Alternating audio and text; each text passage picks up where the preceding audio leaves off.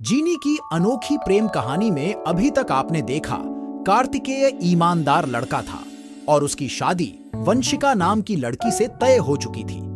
लेकिन शादी के 2 दिन पहले कार्तिक को काम के सिलसिले में हैदराबाद जाना पड़ा और वहां पर उसकी मुलाकात खूबसूरत लड़की मुस्कान से हुई। और इधर कार्तिक के परिवार कार्तिक का लौटने का इंतजार कर रहे थे। तभी कार्तिक जब हैदराबाद से लौटा तो मुस्कान को भी शादी करके घर पर लेकर आया और यह देखकर कार्तिक के परिवार हक्का बक्का रह गए। लेकिन धीरे धीरे मुस्कान को सब लोग पसंद करने लगे। एक दिन की बात है, कार्तिक का भतीजा छत पर मुस्कान को पूजा करते देख लेता है और वह सबको आकर बताता है, लेकिन उसकी बात पर कोई भी भरोसा नहीं करता। लेकिन कार्तिक की बुआ को थोड़ा शक हो जाता है और इधर वंशिका कार्तिक को पाने के लिए तांत्रिक के पास चली जाती है और वहां पर तांत्रिक को कार्तिक को अपना बनाने का मंत्र मांगती है। लेकिन तांत्रिक बोलता है कि तुम कार्तिक की पत्नी का बाल लेकर आओ, तभी मैं कुछ कर पाऊंगा। अब आगे। अरे वंशिका, अच्छा हुआ वंशिका तुम यहाँ पर आ गई। मुझे तुमसे बात करनी थी। देखो बेटा, अब जो हुआ सो हुआ, अब क्या ही कर सकते हैं। मुझे माफ कर दो। अरे आंटी, कोई बात नहीं। शायद मेरी किस्मत में कार्तिक का प्यार नहीं लिखा था, तो अब मैं क्या कर सकती हूँ। आपको माफी मांगने की कोई जरूरत नहीं आंटी। तुम कितनी अच्छी हो वंशिका। आप मुझे फिर से शर्मिंदा कर रहे हैं। जो हुआ सो हुआ, अब उसे भूलना ही हम लोगों की भलाई है। आंटी, क्या आप बता सकते हैं मुस्कान कहाँ पर है? वह अपने रूम में होगी शायद। आंटी, मैं उससे मिलकर जाती हूँ। हाँ, आराम से बेटा, तुम्हारा ही तो घर है। इतना कहते ही वंशिका मुस्कान के कमरे में चली जाती है, लेकिन वहां पर उसे मुस्कान नहीं मिलती। तभी उसकी नजर टेबल में रखे हुए कंघी में पड़ती है, जिसमें मुस्कान की बाल होती है। तो फिर वंशिका कंघी लेकर वह वहां से चली जाती है। तभी उस रात कार्तिक की बुआ को एक छाया नजर आता है जो छत की ओर जा रहा होता है। तभी कार्तिक की बुआ भी उसके पीछे पीछे चली जाती है। तभी कार्तिक की बुआ देखती हैं कि मुस्कान छत पर पूजा कर रही है। तभी अचानक से कार्तिक की बुआ का पैर फिसल जाता है और वह धड़ाम से नीचे सीढ़ी से गिर जाती है और सब लोग वहां पर आ जाते हैं। तभी वहां पर मुस्कान भी आ जाती है। मुस्कान को देखते ही कार्तिक की बुआ की आवाज बाहर नहीं निकलती। खाली वह सुन पाती है लेकिन आवाज नहीं निकाल पाती, जैसे कि उनके ऊपर कोई जादू टोना कर दिया हो, ऐसा आभास हो रहा था। तभी कार्तिक का बड़ा भाई बोलता है, कुछ तो बोलिए बुआ, आपको क्या हुआ है? अरे मैंने पहले ही बोला था इस घर में कुछ तो है। पहले मुझको, उसके बाद पता नहीं अब और किस किस को क्या क्या होने वाला है। हम लोग कल ही पंडित जी के पास जाएंगे और उनसे पूछेंगे कि हमारे घर में हो क्या रहा है।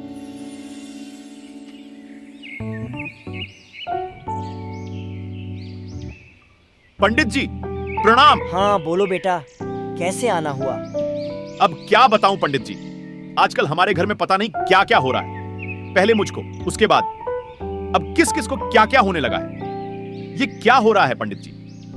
मैं कुछ समझ नहीं पा रहा। कृपया करके हमारे इस समस्या का समाधान करें। कोई बात नहीं बेटा, मैं तुम्हारे समस्या का समाधान कर दूंगा, लेकिन उससे पहले मुझे तुम्हारे घर पर जाकर देखना होगा। आखिर कौन सी चीज तुम्हारे घर में वास कर रही है। ठीक है पंडित जी, अगर ऐसी बात है तो चलिए हमारे साथ हमारे घर। मुझे लग रहा है कि इस घर में एक जिन का वास है और वह जिन अभी अभी इस घर में आया है। चिंता की बात नहीं है, मैं अभी एक मंत्र पढ़ता हूँ और शायद उस मंत्र से किसी को भी यहाँ पर अगर दिक्कत होने लगे तो समझ लेना कि जिन उस पर वास कर रहा है। ओम क्रीम श्रीम शंकराभारतये नमः। ओम क्रीम श्रीम शंकराभारतये नमः। जैसे ही पंडित जी ने अपना मंत्र स्टार्ट किया, तभी दूसरी जगह पर बैठी हुई मुस्कान को कुछ बुरा सा लगने लगा और वह तड़पने लगी और वह झट से जाकर एक कमरे में बंद होकर बैठ गई। और यहाँ पर सब लोग मुस्कान को ढूंढने लगे, लेकिन मुस्कान यहाँ पर नहीं मिलने पर सब लोग उसकी रूम में चले गए। क्या हुआ मुस्कान? मैंने कहा था ना कि इस घर में एक जिन है और वह जिन और कोई नहीं बल्कि मुस्कान है। हाँ, मैं एक जीन हूँ, लेकिन मैं किसी को नुकसान करने नहीं आई हूँ। मैं आप लोगों को बहुत प्यार करती हूँ। आप लोग चिंता मत करिए, मैं आप लोगों को नुकसान नहीं पहुँचाऊंगी। और यहाँ पर मैं नुकसान पहुँचाने भी नहीं आई हूँ। मैं जब यहाँ पर आई थी तो इस घर में बहुत सारे काला जादू टोना लगे हुए थे, तो मैं अपनी पूजा की विधि से उस काला जादू टोना को तोड़ने की बहुत कोशिश की और थोड़ा भी, लेकिन फिर वंशिका तांत्रिक के पास गई है मेरे बाल को लेकर और वह कार्तिक को पाना चाहती है। और बुआ के ऊपर जो जिन है वह मेरी रक्षा के लिए जिन लोग से आए हुए जिन हैं। और इस घर में भैया के ऊपर काला जादू का काम भी वंशिका ने ही किया था। मैं तो बस इस घर को काला जादू से मुक्त करना चाहती थी, इसलिए मैं छत पर पूजा कर रही थी। तभी वंशिका तांत्रिक बाबा के साथ उसी घर पर आ जाती अरे है। वंशिका, तुम और तांत्रिक बाबा के साथ? बोलो वंशिका, तुमने मेरे ऊपर काला जादू क्यों किया था और मुस्कान की बाल को क्यों तांत्रिक के पास लेकर गई थी? प्लीज आप लोग सब मुझे माफ कर दो। ये सब मैं कार्तिक को पाने के लिए की थी।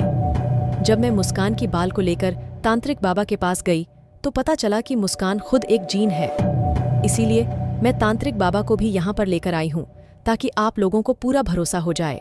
हाँ वंशिका, तुमने सही कहा, मैं एक जीन हूँ, लेकिन मैं किसी का भी अहित नहीं की। मुस्कान ये सब बोल ही रही थी कि तभी कार्तिक वहां पर आ जाता है इस घर का और ये सब भला सुनकर चाहा है वह सदमा और में चला आगे जाता भी है। चाहूंगी। मुझे माफ कर दो कार्तिक, मैंने कभी भी तुम्हें नहीं बताया कि मैं एक जीन हूँ, क्योंकि अगर तुम्हें पता चल जाता कि मैं एक जीन हूँ तो तुम शायद मुझसे शादी नहीं करते। तुम्हारे अच्छे मन और मासूमियत को देखकर मेरा दिल तुम पर आ गया और मैं तुमसे शादी करना चाहती थी, लेकिन वह बात मैं छुपाकर तुमसे शादी कर ली। मुझे माफ कर देना कार्तिक, और मैं आप लोगों से भी माफी मांगना चाहती हूँ। अगर मैंने कोई भी गलत काम किया हो तो मुझे माफ कर देना। कार्तिक, क्या तुम मुझसे अभी भी प्यार करोगे? अगर करोगे तो मैं तुम्हारे साथ पूरी जीवन साथ देने को तैयार हूँ। कार्तिक, क्या तुम मुझसे अभी भी प्यार करते हो? बोलो। ये सब सुनकर कार्तिक बिना कुछ बोले अपने कमरे की ओर चला जाता है। तभी मुस्कान बोलती है, ठीक है, अगर आप लोगों को मेरा यहाँ पर रुकना अच्छा नहीं लगता तो मैं अपनी दुनिया पर चली जाती हूँ। अगर मेरे से अनजाने में कोई भी गलती हुआ होगा तो मुझे माफ कर देना आप लोग।